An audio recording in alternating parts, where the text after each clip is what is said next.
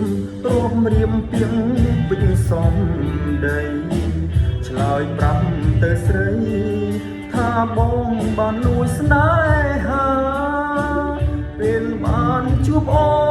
នម្ដងមកញោអោរាមិនដឹងត្រូវធ្វើយ៉ាងណាបានជីវ៉ាមកថ្នងក្បែរកាយសារភាពស្នេហ៍អូនបេះដូងស្ទើរលូតចេញក្រៅពុំទាំងឆំឆ្លើយឲ្យបងមិនចង់ឃ្លាតឆ្ងាយបងនៅភ្នំពេញអាយរូបអូនវិញនៅស្វាយអូននៅឆ្ងាយអើយសែនឆ្ងាយមិនដឹងឆំឆាយមានគូឬនៅ